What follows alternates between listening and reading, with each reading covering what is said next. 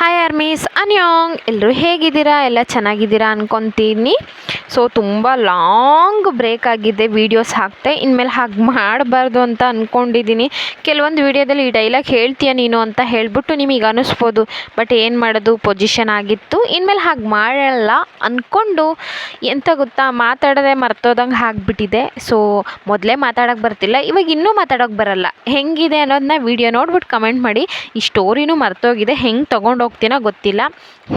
ಬನ್ನಿ ವಿಡಿಯೋದೊಳಗಡೆ ಹೋಗೋಣ. ಮೈ psycho husband part 14 ಇರಬೇಕಿದು. ಬನ್ನಿ ಒಳಗಡೆ ಹೋಗೋಣ. ಲಾಸ್ಟ್ ಪಾರ್ಟಲ್ಲಿ ಮಿನು ವಯನ್ನ ತಳ್ಳಿಬಿಟ್ಟು ಅವಳು ಸ್ಟೆಪ್ಪಿಂದ ಹೊಡ್ತಾ ಬಿದ್ದು ಕೆಳಗಡೆ ಬಿದ್ದಿರ್ತಾಳೆ. ಆಗ ಬ್ಲೀಡಿಂಗ್ ಓಪನ್ ಆಗಿರುತ್ತೆ. ಬಟ್ ಅಲ್ಲಿರೋರು ಯಾರಿಗೂ ಗೊತ್ತಿರಲ್ಲ ವಯನ್ ಪ್ರೆಗ್ನೆಂಟು ಅಂತ. ಬಟ್ ಮೇಡ್ ಒಬ್ರಿಗಷ್ಟೇ ಗೊತ್ತಿರುತ್ತೆ ಅವ್ರು ಪ್ರೆಗ್ನೆಂಟು ಅಂತ. ಸೊ ವಿಡಿಯೋದೊಳಗಡೆ ಹೋಗೋಣವಾ, ಬನ್ನಿ. ಜೇಕೆ ಬಂದು ಹೇ ವಯನ್ ಏನಾಯಿತು ಅಂತ ಹೇಳಿಬಿಟ್ಟು ಅವನು ಹಾಗೆ ಎತ್ಕೊಂಡು ಕಾರಲ್ಲಿ ಹಾಕ್ಕೊಂಡು ನಿಮ್ಮನ್ನ ಹಾಸ್ಪಿಟ್ಲಿಗೆ ಕರ್ಕೊಂಡು ಹೋಗ್ತಾ ಇದ್ದಾನೆ. ನಿಮಗೆ ಪೇಯ್ನ್ ತಡೆಯೋಕ್ಕಾಗ್ತಿಲ್ಲ, ಬ್ಲೀಡಿಂಗ್ ಹೋಗ್ತಾ ಇರೋದ್ರಿಂದ ನೀವು ಸ್ವಲ್ಪ ಅನ್ಕಾನ್ಷಿಯಸ್ಸಿಗೆ ಹೋಗಿಬಿಡ್ತೀರಾ. ಇಲ್ಲಿ ಮಿನುಗೆ ಮನೆಯಲ್ಲಿ ಅವಳಿಗೆ ಭಯ ಆಗ್ತಿದೆ, ಏನಾಯಿತೋ ಏನೋ, ಏನಾದರೂ ಹೆಚ್ಚು ಕಮ್ಮಿ ಆಯಿತಾ ಅಂತ ಅವಳು ಭಯ ಪಡ್ತಿದ್ದಾಳೆ. ಇಲ್ಲಿ ಮೇಡಿಗೆ ಗೊತ್ತಿದೆಯಲ್ವಾ ಅವರು ನೀವು ಪ್ರೆಗ್ನೆಂಟು ಅಂತ. ಸೊ ಮೇಡಮಿಗೆ ಏನಾಯಿತೋ ಏನೋ ಅಂತ ಅವ್ರು ಒಂದು ಕಡೆ ಗಾಬರಿಯಾಗಿದ್ದಾರೆ. ಇಲ್ಲಿ ಜೇಕ ಫಾಸ್ಟಾಗಿ ಡ್ರೈವ್ ಮಾಡಿಕೊಂಡು ಹಾಸ್ಪಿಟ್ಲಿಗೆ ಕರ್ಕೊಂಬಂದು ಅಡ್ಮಿಂಟ್ ಮಾಡ್ತಾನೆ. ಹಾಸ್ಪಿಟ್ಲಿಗೆ ಅಡ್ಮಿಂಟ್ ಮಾಡ್ತಿದ್ದಂಗೆ ಡಾಕ್ಟರ್ ಏನಾಯಿತು ಗೊತ್ತಿಲ್ಲ ಡಾಕ್ಟರ್, ಏನು ಗೊತ್ತಿಲ್ಲ. ಇಲ್ಲ ಡಾಕ್ಟರ್, ಅವರು ಸ್ಟೆಪ್ಪಿಂದ ಬಿದ್ದರು, ಅದು ಏಟಾಗಿ ಬ್ಲೀಡಿಂಗ್ ಸ್ಟಾರ್ಟ್ ಆಗಿದೆ. ಆರ್ ಯು ಸೀರಿಯಸ್ ಅಂತ ಹೇಳಿಬಿಟ್ಟು ಹೇ ನರ್ಸ್ ಬನ್ನಿ ಬೇಗ ಒಳಗಡೆ ಅಡ್ಮಿಂಟ್ ಮಾಡ್ಕೊಳ್ಳಿ ಅಂತ ಹೇಳಿಬಿಟ್ಟು ಅವ್ರನ್ನ ತೊಗೊಂಡೋಗಿ ICU ಅಲ್ಲಿ ವಯನ್ನ ಅಡ್ಮಿಂಟ್ ಮಾಡ್ಕೊತಾರೆ. ಆವಾಗ ಎಲ್ಲ ಸೀರಿಯಸ್ಸಾಗಿ ಟ್ರೀಟ್ಮೆಂಟ್ ಹೋಗ್ತಾ ಇದೆ. ಇಲ್ಲಿ ಜೇಕೆ ನಿಂತ್ಕೊಂಡು ಆ ಸ್ಟೆಪ್ಪಿಂದ ಒತ್ತೆ ಬಿದ್ದರೆ ಇಷ್ಟು ಬ್ಲೀಡಿಂಗ್ ಆಗುತ್ತಾ ಅಂತ ಹೇಳಿ ಯೋಚನೆ ಮಾಡ್ತಾ ಹೇಳ್ತಾ ಇದ್ದಾರೆ. ಇಲ್ಲಿ ಜೇಕೆಗೆ ಏನು ಅಂತ ಗೊತ್ತಾಗ್ತಿಲ್ಲ. ಡಾಕ್ಟರು ನರ್ಸು ಒಳಗೆ ಹೊರಗೆ ಓಡಾಡ್ತಿರೋದು. ಫೈನಲಿ ಏನಾಗಿದೆ ಅಂದರೆ ಎಲ್ಲ ಮುಗಿದ್ಮೇಲೆ ವಯನ್ ಸ್ವಲ್ಪ ಕಾನ್ಷಿಯಸ್ಸಿಗೆ ಬಂದಿರ್ತಾಳೆ. ಅಲ್ಲಿ ಡಾಕ್ಟ್ರ್ ಹತ್ರ ಏನೋ ಮಾತಾಡಿರ್ತಾಳೆ. ಸೊ ಡಾಕ್ಟ್ರು ಹೊರಗಡೆ ಬಂದು ಏನಿಲ್ಲ, ಅವ್ರು ಇವಾಗ ಆರಾಮಾಗಿದ್ದಾರೆ, ಸೊ ನೀವು ಇನ್ನೊಂದು 3-2 ಡೇಸ್ ಬಿಟ್ಟು ಆಮೇಲೆ ಡಿಸ್ಚಾರ್ಜ್ ಮಾಡ್ತೀವಿ, ಆಮೇಲೆ ಮನೆ ಕರ್ಕೊಂಡು ಹೋಗ್ಬೋದು ಅಂತ ಹೇಳಿರ್ತಾಳೆ. ಡಾಕ್ಟ್ರು ಏನಕ್ಕೆ ಈ ಥರ ಆಯಿತು, ಏನಿಲ್ಲ, ಅವರು ಸ್ವಲ್ಪ ವೀಕ್ ಇದ್ರಲ್ಲ, ಹಾಗಾಗಿ ಏಟ್ ಬಿದ್ದೆ ಅವರಿಗೆ ಪ್ರೆಷರ್ ತಡೆಯೋಕ್ಕಾಗದೆ ಬ್ಲೀಡಿಂಗ್ ಓಪನ್ ಆಗಿದೆ ಅಂತ ಹೇಳ್ಬಿಟ್ಟು ಅವರು ಸಂಭಾಳಿಸ್ಬಿಟ್ಟು ಹೋಗಿರ್ತಾರೆ. ಬಿಕಾಸ್ ವಯನ್ ಏನು ಹೇಳಿರ್ತಾಳೆ ಅಂದರೆ, ಪ್ಲೀಸ್ ಡಾಕ್ಟರ್, ನಾನು ಪ್ರೆಗ್ನೆಂಟ್ ಇದ್ದೀನಿ ಅಂತ ಮಾತ್ರ ಅವ್ರ ಹತ್ರ ಹೇಳಿಬಿಡಿ. ಇವಾಗ ನನ್ನ ಮಗು ಸಾಯಿಸೋಕೆ ಅವ್ರು ಯೋಚನೆ ಮಾಡಲ್ಲ. ಇದು ನಾನು ಪೊಲೀಸಲ್ಲಿ ಕಂಪ್ಲೇಂಟ್ ಮಾಡ್ಬೋದಲ್ಲ. ಇಲ್ಲ ಡಾಕ್ಟರ್, ನಾನು ಪೊಲೀಸ್ ಹತ್ರ ಹೋಗೋಕ್ಕಾಗಲ್ಲ, ಹಂಗೆ ಅಂತ ಹೇಳಿಬಿಟ್ಟು ಡಾಕ್ಟ್ರನ್ನ ಕನ್ವಿನ್ಸ್ ಮಾಡಿರ್ತಾಳೆ. ಸೊ ಡಾಕ್ಟ್ರು ನಿಮ್ಮ ಸಿಚುವೇಶನ್ನ ಅರ್ಥ ಮಾಡಿಕೊಂಡು ಅವರು ಹೆಲ್ಪ್ ಮಾಡಿರ್ತಾರೆ. ಜೇಕೆ ನಿಮ್ಮ ಹತ್ರ ಬರ್ತಾನೆ. ಬಟ್ ನಿಮಗೆ ಜೇಕೆ ಮುಖ ನೋಡಬೇಕು ಅಂದ್ರೂ ಇಷ್ಟ ಆಗ್ತಿಲ್ಲ. ಬಿಕಾಸ್ ಮಗುಗೆ ಏನೂ ಆಗಿಲ್ಲ, ಸ್ವಲ್ಪ ಬ್ಲೀಡಿಂಗ್ ಆಗಿದೆ. ಸ್ವಲ್ಪ ಅಂದರೆ ಕ್ರಿಟಿಕಲ್ ಏನಿಲ್ಲ, ಒಂದು ಲೆವೆಲಿಗೆ ಮಗು ಓಕೆ ಥರನೇ ಇದೆ. ಹಾಗಾಗಿ ನಿಮಗೂ ಸ್ವಲ್ಪ ಸಮಾಧಾನ. ಬಟ್ ಯಾರಿಗೂ ಗೊತ್ತಿಲ್ಲ ನಿಮಗೆ ಏನಾಗಿದೆ ಏನು ಅಂತ, ಡಾಕ್ಟ್ರಿಗೆ ನಿಮಗೆ ಬಿಟ್ಟು. ಜೇಕೆ ಬಂದು ಹೇಗಿದೆಯಾ? ಚೆನ್ನಾಗಿದ್ದೀನಿ. ಏನಕ್ಕೆ ಬ್ಲೀಡಿಂಗ್ ಆಗಿದ್ದು? ಜೇಕೆ ನನಗೇನು ಗೊತ್ತು ಜೇಕೆ ಅಂತ ನೀವು ಮಾತಾಡೋಕ್ಕಾಗ್ತಿಲ್ಲ.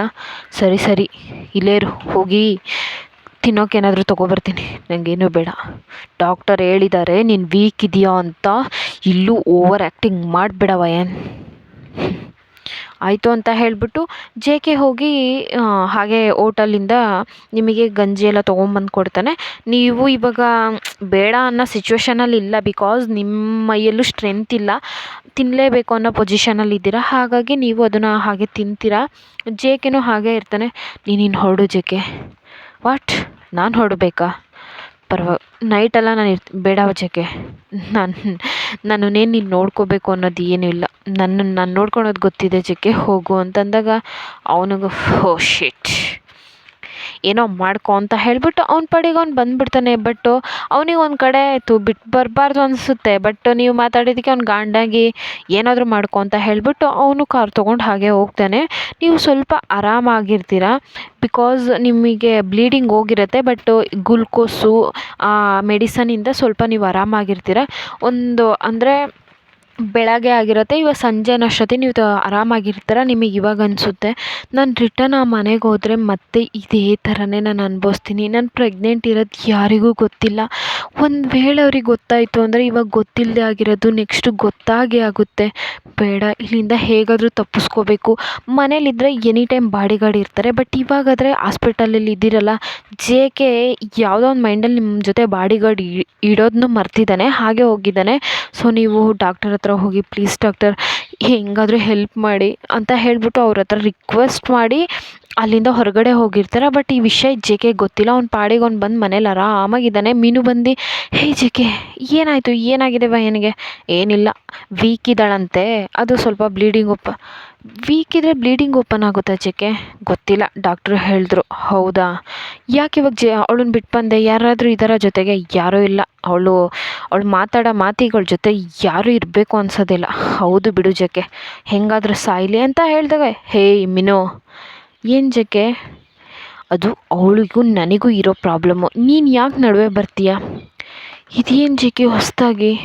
ಶಟಪ್, ಹೋಗಿ ನಿನ್ನ ಕೆಲಸ ನೀನು ನೋಡ್ಕೊ ಅಂದಾಗ ಅವಳು ಶಿಟ್ ನನಗೆ ಇವಾಗ ಬಂದುಬಿಟ್ಟೈತೆ ಅಕ್ಕರೆ ಅಂದ್ಕೊಂಡು ಅವಳ ಪಾಡಿಗಳು ಹೋಗಿ ಅಲ್ಲಿ ಏನು ನೈಟ್ ಡಿನ್ನರ್ ಎಲ್ಲ ರೆಡಿ ಮಾಡಿರ್ತಾರೆ ಅದನ್ನು ಊಟ ಮಾಡಿಕೊಂಡು ಹಾಗೆ ಮೊಬೈಲ್ ಸ್ಕ್ರೋಲ್ ಮಾಡ್ತಾ ಇರ್ತಾಳೆ.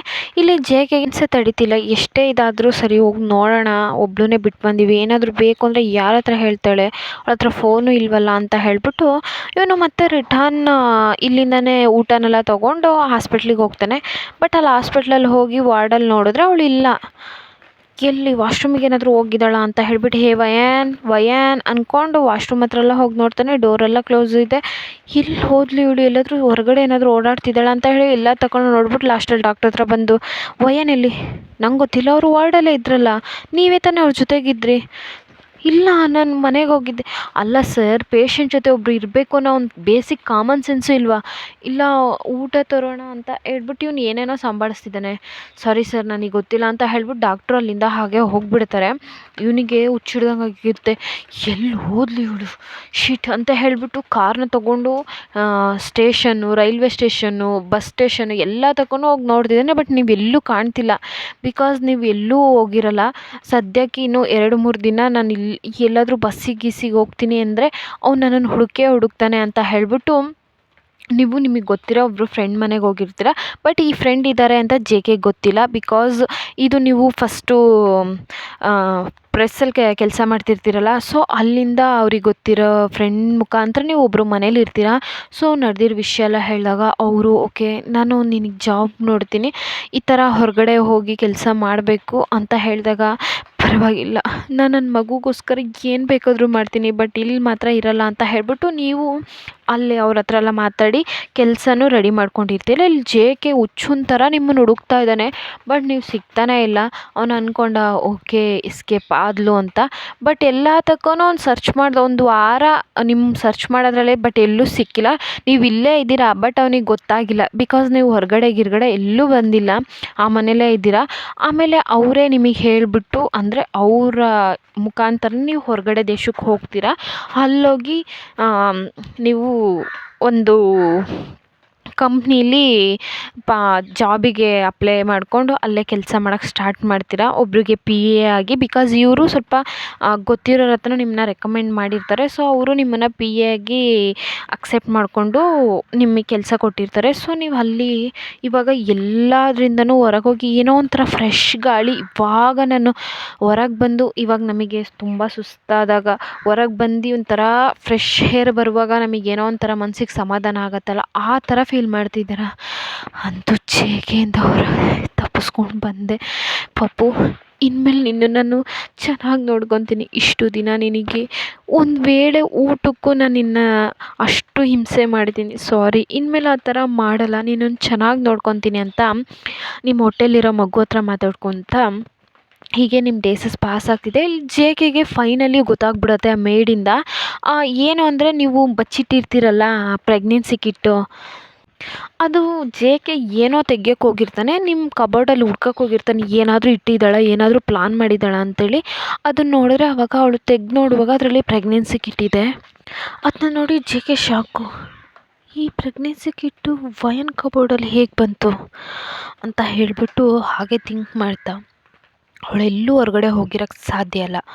ಹೋಗಿದ್ರೆ ಬಾಡಿಗಾರ್ಡು, ಇಲ್ಲ ಅಂದರೆ ಮೇಡು. ಸೊ ಬಾಡಿಗಾರ್ಡ್ ನನ್ನ ಹತ್ರ ಏನೂ ಮುಚ್ಚಿಡಲ್ಲ.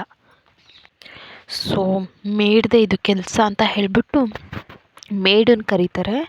ಮೇಡ್ ಬಂದು, ಸರ್ ನನ್ನ ಹತ್ರ ನಿಜ ಹೇಳಿ. ಏನು ಸರ್? ವಯನ್ ಪ್ರೆಗ್ನೆಂಟ್ ಇದ್ಲಾ? ಸರ್ ಇಲ್ಲ. ನೀವು ನಿಜ ಹೇಳಿ, ಇಲ್ಲ ಅಂದರೆ ನಾನು ಇಲ್ಲೇ ನಿಮ್ಮನ್ನು ಶೂಟ್ ಮಾಡಿದೆ. ಸರ್ ಸಾರಿ ಸರ್, ಅವ್ರು ಪ್ರೆಗ್ನೆಂಟ್ ಇದ್ದರು. ಇಲ್ಲಿಂದ ಹೋಗುವಾಗಲೇ ಅವ್ರು 5 ಮಂತ್ ಇದ್ದರು. ಏನು? ಈ ವಿಷಯನ ಯಾಕೆ ನನ್ನ ಹತ್ರ ಹೇಳಿಲ್ಲ ನೀವು ಮೊದಲೇ? ಇಲ್ಲ ವಯನ್ ಮೇಡಮ್ ಹೇಳೋದು ಬೇಡ ಅಂದರು. ಬಿಕಾಸ್ ನಿಮಗೆ ವಯನ್ ಕಂಡ್ರೇ ಆಗ್ತಿರ್ಲಿಲ್ಲ, ಮತ್ತು ವಯನ್ ಮ್ಯಾಮ್ ಕಂಡ್ರೇ ಆಗ್ತಿರ್ಲಿಲ್ಲ. ಅದ್ರ ಮೇಲೂ ಆ ಮಗು ಎಲ್ಲಾದರೂ ಅವ್ರ ಹೊಟ್ಟೆಲಿದೆ ಅಂತ ಗೊತ್ತಾದರೆ ನೀವು ಆ ಮಗುಗೆ ಏನಾದರೂ ಮಾಡಿಬಿಡ್ತೀರ ಅಂತ ನನ್ನ ಹತ್ರ ತುಂಬ ಬೇಡ್ಕೊಂಡ್ರು. ನಾನು ನಿಮ್ಮನ್ನ ನೋಡಿದ್ದೆ ಅಲ್ವಾ, ವಯನ್ ಮೇಡಮ್ ಕಂಡ್ರೆ ನಿಮಗೆ ಆಗ್ತಿರ್ಲಿಲ್ಲ. ಸೊ ಅದಕ್ಕೆ ನಾನು ಇದನ್ನು ಹೇಳಲಿಲ್ಲ. ಅವರು ನನಗೆ ಟೈಮ್ ಬಂದಾಗ ನಾನೇ ಹೇಳ್ತೀನಿ, ನೀವೇನು ಹೇಳೋದು ಬೇಡ ಅಂದಿದ್ರು ಅಂತ ಹೇಳಿದಾಗ ಜೇಕೆನು, ಅಯ್ಯೋ ಏನು ಮಾಡಿದೆ ನಾನು? ಮೀನು ಅಲ್ಲೇ ಇರ್ತಾಳೆ. ಹೇ ಜೇಕೆ ಏನಾಯಿತು? ವಯನ್ ಪ್ರೆಗ್ನೆಂಟ್ ಇದ್ಲು. ಅವತ್ತು ಅದಕ್ಕೆ ನಾನು ತಳ್ದಾಗ ಬ್ಲೀಡಿಂಗ್ ಆಗಿದ್ದು. ಜೇಕೆಗೆ ಅವಾಗ ಅವ್ನಿಗೆ ಏನು ಅರಿವಾಗ್ತಿದೆ ಅಂದರೆ ನನ್ನ ಮಗುಗೆ ಒದೆ ಬಿದ್ದಿದೆ ಅಂತ. ಅವಾಗ ಅವ್ನಿಗೆ ಅಪ್ಪನ ಫೀಲಿಂಗ್ ಬಂದಿದೆ. ನೋಡ್ಕೊಳ್ಳಿ, ಜೊತೆಯಲ್ಲಿದ್ದಾಗ ಯಾರ ಮೇಲೂ ಯಾರಿಗೂ ಫೀಲಿಂಗ್ಸ್ ಇರಲ್ಲ. ದೂರ ಆದಾಗ ಅವರೇ ಬೇಕು ಅನ್ನುವಾಗ ಅವ್ರ ಹತ್ರ ಇರಲ್ಲ ಅಷ್ಟೇ. ಶಟಪ್ ಮೀನು, ನೀನು ಇಲ್ಲಿಂದ ಇವಾಗ ಹೊರಡು. ಜೇಕೆ ಅವಳು ಬೇಡ ಅಂತಲೇ ತಾನೇ ನೀನು ಅವಳನ್ನ ಮೇಡ್ ಥರ ಇಟ್ಕೊಂಡಿದ್ದೆ. ಶಟಾಪ್ ಮೀನು, ನನಗೆ ಗೊತ್ತು ನಾನು ಏನು ಮಾಡಬೇಕು ಅನ್ನೋದು ಅಂತ ಅಂತಿದ್ದಾಗೆ ಶಿಟ್ ಅಂತ ಹೇಳಿಬಿಟ್ಟು ಅವಳು ರೂಮಿಗೆ ಹೋಗ್ತಾಳೆ. ನಾನು ರೂಮಿಗೆ ಹೋಗು ಅಂದಿಲ್ಲ, ನೀನು ಇಲ್ಲಿಂದ ಹೊರಡು, ನಿನ್ನ ಮನೆಗೆ ನೀನು ಹೋಗು. ಜೇಕೆ ನಾನು ನೀನು ಮ್ಯಾರೇಜ್ ಶಟ್ ಆಪ್, ನನಗೆ ನಿನ್ನ ಮೇಲೆ ಯಾವುದೇ ರೀತಿ ಇಂಟ್ರೆಸ್ಟ್ ಇಲ್ಲ, ಹೋಗ್ತೀಯಾ ಇಲ್ಲಿಂದ ಅಂತ ಹೇಳಿಬಿಟ್ಟು ಜೇಕೆ ಮೀನು ಹತ್ರ ಕೂಗಾಡ್ತಾನೆ. ಸೊ ಮೀನು ಏನು ಮಾತಾಡದೆ ಅಲ್ಲಿಂದ ಹೋಗ್ತಾಳೆ. ಜೇಕೆಗೆ ಇವಾಗ ತುಂಬ ಫೀಲಿಂಗ್ ಆಗ್ತಾಯಿದೆ. ಸೊ ಪ್ರೆಗ್ನೆಂಟ್ ಇದ್ದಾಗಲೂ ನಾನು ಅವಳನ್ನ ಟಾರ್ಚರ್ ಮಾಡಿದ್ದೀನಿ. ಎಷ್ಟು ಟಾರ್ಚರ್ ಅನುಭವಿಸಿದ್ರೆ ಅವಳು ಹೊಟ್ಟೆಲಿ ನನ್ನ ಮಗು ಇರೋದನ್ನ ಹೇಳಬೇಕು ಅಂತ ಕೂಡ ಅವಳಿಗೆ ಅನಿಸಿಲ್ಲ. ಆ ಥರ ಯಾರಾದರೂ ಈ ಥರ ಇರ್ತಾರಾ? ವಯನ್ ಸಾರಿ ವಯನ್, ನನಗೆ ನೀನು ಬೇಕು ವಯನ್, ನನ್ನ ತಪ್ಪೆಲ್ಲ ಇವಾಗ ಅರ್ಥ ಆಗ್ತಿದೆ. ಪ್ಲೀಸ್ ವಯನ್, ಎಲ್ಲಿದೆಯಾ ಅಂದ್ಕೊಂಡು ಹಾಗೆ ಆ ಪ್ರೆಗ್ನೆನ್ಸಿ ಕಿಟ್ನ ಕೈಯಲ್ಲಿ ಹಾಗೆ ಎದೆ ಹತ್ರ ಅಪ್ಕೊಂಡು ಹೋಗಿ ರೂಮಲ್ಲಿ ಕೂತ್ಕೊಂಡು ಯೋಚನೆ ಮಾಡ್ತಿದ್ದಾನೆ. ಅವ್ನು ಏನೇನೆಲ್ಲ ನಿಮಗೆ ಮಾಡ್ದ ಅನ್ನೋದನ್ನೆಲ್ಲ ಥಿಂಕ್ ಮಾಡ್ತಾಯಿದ್ದಾನೆ. ನೀವು ಅವನ ಹತ್ರ ಜೇಕೆ ನಿನಗೆ ನನ್ನ ಮೇಲೆ ಹಳೆ ಫೀಲಿಂಗ್ಸ್ ಯಾವುದು ಇಲ್ವಾ ಅಂತೆಲ್ಲ ಕೇಳಿರ್ತಾನೆ. ಆದರೆ ಬಟ್ ಜೇಕೆ ನನಗೆ ಯಾವುದೇ ಫೀಲಿಂಗ್ಸ್ ಇಲ್ಲ, ಜಸ್ಟ್ ನಿನ್ನನ್ನು ಯೂಸ್ ಮಾಡ್ತೀನಿ ಅಂತೆಲ್ಲ ಹೇಳಿರ್ತಾನೆ. ಈ ವರ್ಡೆಲ್ಲ ಕೇಳಿದಾಗ ಹೌದು, ನಾನು ಈ ಥರ ಎಲ್ಲ ಮಾಡಿದ್ಮೇಲೆ ಅವಳು ಹೇಗೆ ನನ್ನ ಹತ್ರ ಇದನ್ನು ಹೇಳ್ತಾಳೆ? ನಾನು ಇವಾಗ ಅವಳನ್ನ ಹುಡುಕಿ ಅವಳ ಹತ್ರ ಸಾರಿ ಕೇಳಬೇಕು.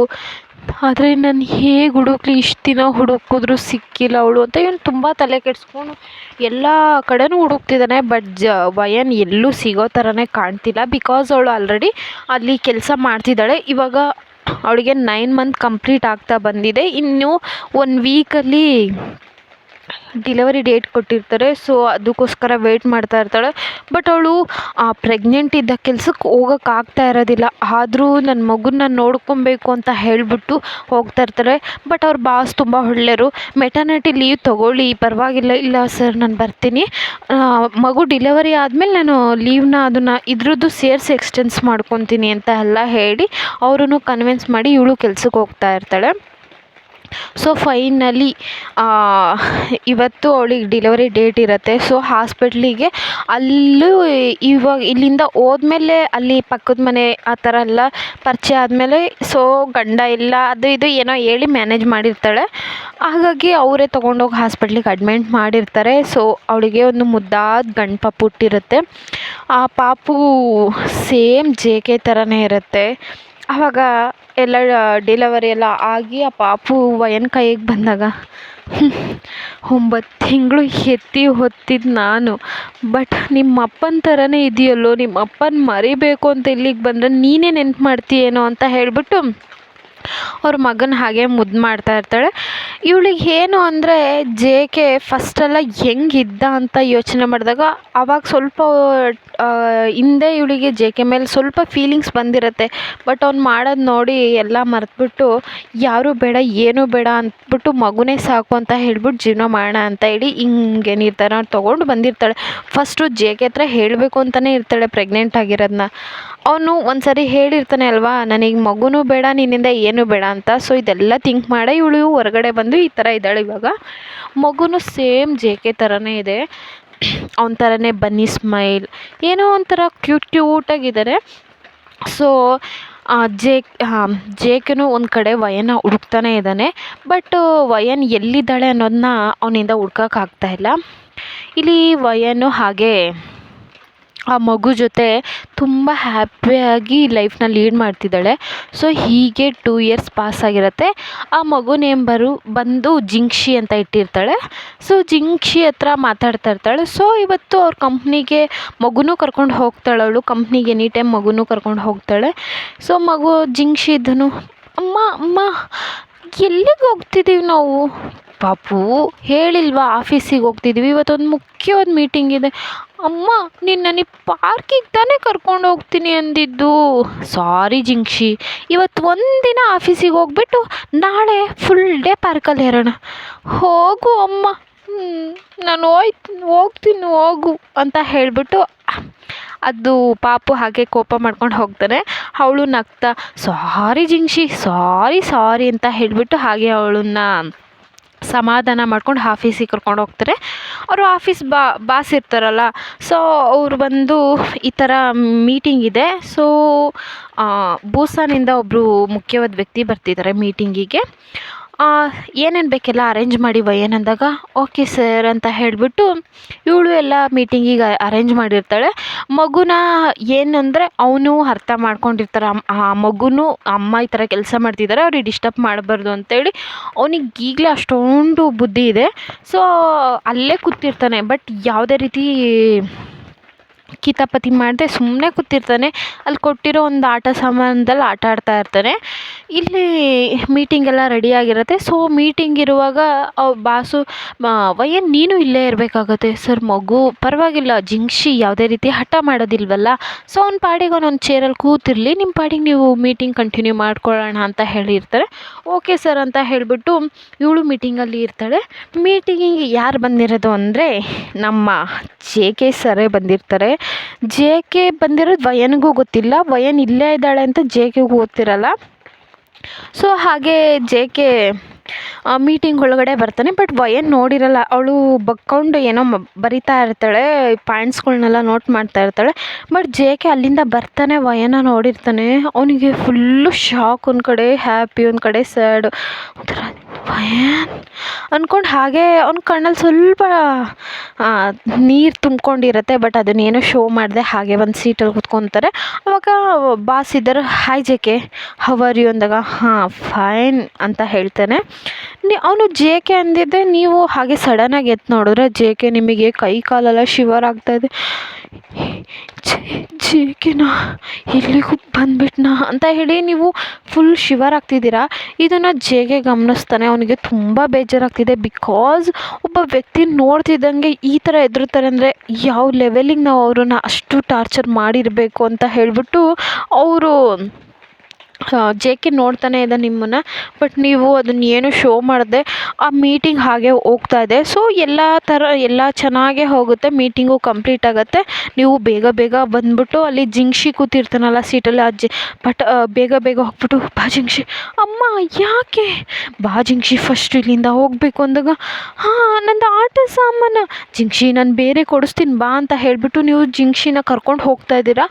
ಆಗ ಜೆ ಕೆ ನೋಡ್ತಾನೆ ನಿಮ್ಮ ಕೈಯಲ್ಲಿ ಮಗು ಇರೋದನ್ನ, ಆ ಮಗು ನಂದ ಅಂತ ಹೇಳಿಬಿಟ್ಟು ಜೆ ಕೆ ಫುಲ್ಲು ಫೀಲಿಂಗಿಂದ ಹೇ ವಯನ್ ನಿಲ್ಲು, ವಯನ್ ನಿನ್ನ ಹತ್ರ ಮಾತಾಡಬೇಕು, 5 ನಿಮಿಷ ನಿಲ್ಲು ವಯನ್ ಅಂತಿರ್ತಾನೆ. ಬಟ್ ನೀವು ಏನು ಕೇಳಿಸ್ಕೊಂಡಂಗೆ ಜಿಂಕ್ಷಿನ ಕರ್ಕೊಂಡು ಫಾಸ್ಟಾಗಿ ಟ್ಯಾಕ್ಸಿ ಎತ್ಕೊಂಡು ಅಲ್ಲಿಂದ ಹೋಗ್ತೀರಾ. ಜೆ ಕೆ ಆಮೇಲೆ ನಿಮ್ಮ ಬಾಸ್ ಹತ್ರ ಬಂದು ನಿಮ್ಮ ಅಡ್ರೆಸ್ ಎಲ್ಲ ಕೇಳ್ಕೊತಾನೆ. ಯಾಕೆ ಏನು ಅಂತ ಎಲ್ಲ ಹೇಳಿದಾಗ ಇವನು ಎಲ್ಲ ಕಥೆನೂ ಹೇಳ್ತಾನೆ. ಸಾರಿ, ಬಟ್ ಅವರು ತುಂಬ ನೊಂದು ಇಲ್ಲಿಗೆ ಬಂದಿದ್ದಾರೆ ಅನಿಸುತ್ತೆ. ಸೊ ಅವ್ರಿಗೆ ಯಾವಾಗಲೂ ಈ ಪರ್ಸ್ನಲ್ ಬಗ್ಗೆ ಮಾತಾಡ್ತಾನೆ ಇರಲಿಲ್ಲ. ಅವ್ರ ಅಡ್ರೆಸ್ ಇದೆ ಅಂತೆಲ್ಲ ಹೇಳಿದ್ಮೇಲೆ ಜೆ ಕೆನೂ ನಿಮ್ಮನ್ನ ಹುಡ್ಕೊಂಡು ನಿಮ್ಮ ಅಡ್ರೆಸ್ಸಿಗೆ ಬರ್ತಾನೆ. ನಿಮಗೆ ಒಂದು ಕಡೆ ಭಯ ಆಗ್ತಿದೆ, ಎಲ್ಲಿ ಬಂದು ಮತ್ತೆ ಮಗುನ ಸಾಯಿಸ್ಬಿಡ್ತಾನೆ, ಇಲ್ಲ ಮತ್ತೆ ಕರ್ಕೊಂಡೋಗಿ ಆ ನರ್ಕದಲ್ಲಿ ಹಾಕ್ಬಿಡ್ತಾನೆ ಅಂತ ನಿಮಗೆ ಭಯ ಸ್ಟಾರ್ಟ್ ಆಗ್ತಿದೆ. ಬಂದು ಡೋರ್ನ ನಾಕ್ ಮಾಡ್ತಾ ಇದ್ದಾನೆ. ಹೇ ವಯಾನ್, ಡೋರ್ನ ಓಪನ್ ಮಾಡು, ಹೇ ವಯಾನ್, ಡೋರ್ನ ಓಪನ್ ಮಾಡು ಅಂತ. ಪ್ಲೀಸ್ ಜೆ ಕೆ, ನಮ್ಮನ್ನು ನಿಮ್ಮದೇಗೆ ಬಿಟ್ಬಿಡು ಜೆ ಕೆ, ನೀನು ಸವಾಸೋಕ್ಕೆ ಬರೋಲ್ಲ ಜೆ ಕೆ, ನನ್ನ ಮಗನ ಬಿಟ್ಬಿಡು ವಯಾನ್, ಪ್ಲೀಸ್ ನಾನು ಹೇಳೋದನ್ನ ಕೇಳು ವಯಾನ್ ಪ್ಲೀಸ್ ಅಂತ ಜೆ ಕೆನೂ ಕೇಳ್ತೀನಿ. ಪ್ಲೀಸ್ ಜೆ ಕೆ ಅಂತ ಹೇಳ್ತಿದ್ದಾಗ ಇಲ್ಲಿ ಜಿಂಕ್ಷಿ, ಅಮ್ಮ ಯಾಕೆ ಅಳ್ತಿದ್ಯಾ, ಏನಾಯಿತು ಏನಾಯಿತು ಅಮ್ಮ, ಯಾಕೆ ಅಳ್ತಿದ್ಯಾ, ಅಳಬೇಡ, ನಾನು ಏನೂ ತಪ್ಪು ಮಾಡಿಲ್ಲ, ನಾನು ಏನೂ ಕಿತಾಪತಿ ಮಾಡಲ್ಲ ಅಮ್ಮ, ನಿನ್ನನ್ನು ಹರ್ಟ್ ಜಿಂಕ್ಷಿ ಸ್ವಲ್ಪ ಸುಮ್ಮನಿರು ಜಿಂಕ್ಷಿ.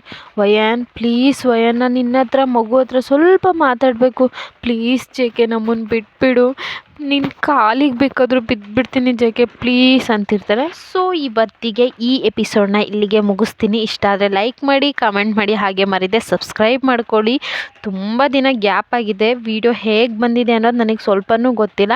ಹೇಗೆ ಅನ್ನಿಸ್ತು ಅಂತ ಕಮೆಂಟ್ ಮಾಡಿ. ಸಾರಿ, ಇನ್ಮೇಲೆ ವೀಡಿಯೋಸ್ ಕಂಟಿನ್ಯೂಸ್ ಆಗಿ ಹಾಕ್ತೀನಿ. ಬಾಯ್ ಬಾಯ್, ಟೇಕ್ ಕೇರ್, ಅನ್ಯೂ ಸರಾಂಗೆ, ಲವ್ ಯು.